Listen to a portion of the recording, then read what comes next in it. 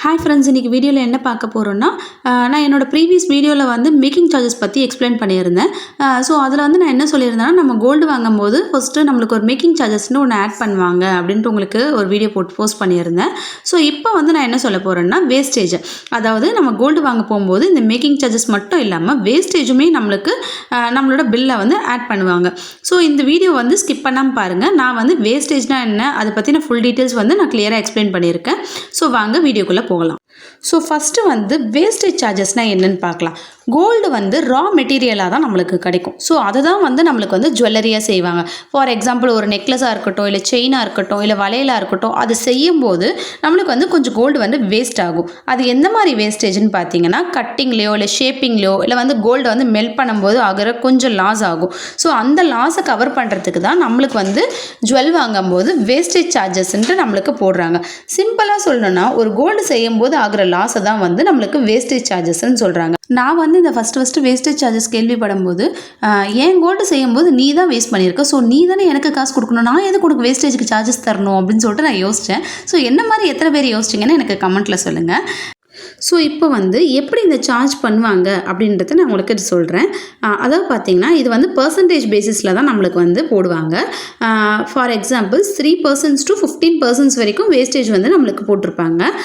இப்போ வந்து நான் உங்களுக்கு ஒரு வீடியோ ஷோ பண்ணுற பாருங்கள். ஸோ இப்போ இதில் பார்த்தீங்கன்னா, கோல்டோட வேல்யூ வந்து 50,000. ஃபார் எக்ஸாம்பிள் நம்ம வாங்குகிற ஒரு செயினோட வேல்யூ வந்து 50,000. ஸோ அதில் வந்து நம்மளுக்கு 10% மேக்கிங் சார்ஜஸ் போட்டிருக்காங்க. 10% வேஸ்டேஜ். ஸோ 10% வேஸ்டேஜ்னா 50,000ல் வந்து நம்மளுக்கு வந்து 5,000 வந்து வேஸ்டேஜ் பே பண்ணுற மாதிரி இருக்கும். மேக்கிங் சார்ஜஸ் வந்து 8,000.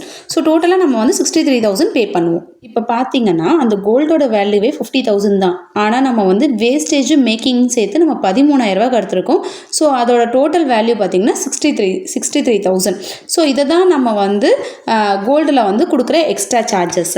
அதே மாதிரி பார்த்திங்கன்னா, நான் ஆல்ரெடி என்னோடய ப்ரீவியஸ் வீடியோவில் சொல்லியிருப்பேன், நம்ம வந்து ரீசேல் பண்ணும்போது நம்ம வந்து இப்போ போட்டிருக்க வேஸ்டேஜோ இல்லை மேக்கிங் சார்ஜஸோ இது எதுவுமே வந்து நம்மளுக்கு சேர்த்துலாம் தரமாட்டாங்க. சப்போஸ் நம்ம ரீசேல் பண்ண போகிறோன்னா அந்த கோல்டோட வேல்யூ வந்து 50,000. ஸோ அன்றைக்கி வந்து அந்த கோல்டோட வேல்யூ எவ்வளவோ அதை பேஸ் பண்ணி தான் நம்மளுக்கு வந்து கால்குலேட் பண்ணி தருவாங்க. ஸோ இதுவுமே நம்மளுக்கு ஒரு வகையான லாஸ் தான்.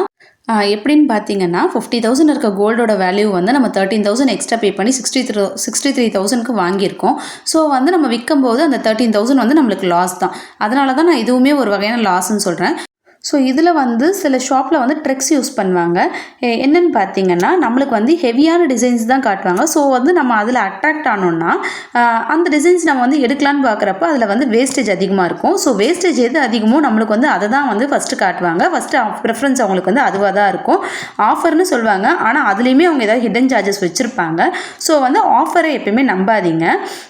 பில்லை வந்து ஃபுல்லாக செக் பண்ணுங்கள், எவ்வளோ வேஸ்டேஜ் அப்படின்னு சொல்லிட்டு நம்ம கேட்டுட்டு அதுக்கப்புறமா தான் ஒரு கோல்டை வாங்கணும். ஸோ வந்து இந்த வேஸ்டேஜ் வந்து எப்படி ரெடியூஸ் பண்ணி வாங்கலாம் அப்படின்னு சொல்லிட்டு கோல்டில் வந்து எப்படி சேவ் பண்ணலான்னு எனக்கு தெரிஞ்சது உங்கள்கிட்ட நான் சொல்கிறேன். ஃபஸ்ட்டு வந்து நம்ம கோல்டு வாங்க போகிறோம்னா சிம்பிள் டிசைன்ஸாக தான் வாங்கணும். ஸோ சிம்பிள் டிசைன்ஸ்க்கு வந்து என்றைக்குமே வந்து வேஸ்டேஜ் கம்மி தான்.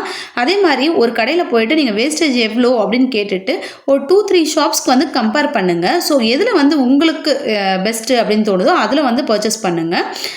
இன்கேஸ் வந்து இந்த கோல்டெல்லாம் வந்து நீங்கள் வந்து உங்களோட ஃப்யூச்சர் இன்வெஸ்ட்மெண்ட்டுக்காக வாங்குறீங்கன்னா, ஸோ ப்ளீஸ் அதை வந்து ஜுவல்லரியாக வாங்காதீங்க, காயினாவோ இல்லை பாராவோ வாங்குங்க. ஸோ அதுதான் நம்மளுக்கு வந்து ஃப்யூச்சரில் வந்து நல்ல வேல்யூ போகும். ஸோ இந்த வீடியோ உங்களுக்கு பிடிச்சிருந்தா எனக்கு லைக் பண்ணுங்கள், ஷேர் பண்ணுங்கள், மறக்காமல் என்னோடய சேனலை சப்ஸ்கிரைப் பண்ணுங்கள். நான் என்னோடய சேனலில் வந்து நெக்ஸ்ட்டு கோல்டு வந்து சேல் பண்ணும்போது ப்ராஃபிட்டா இல்லை எக்ஸ்சேஞ்ச் பண்ணும்போது ப்ராஃபிட்டான்னு உங்களுக்கு ஃபுல் டீட்டெயிலாக சொல்கிறேன். தேங்க்ஸ் ஃபார் வாட்சிங்.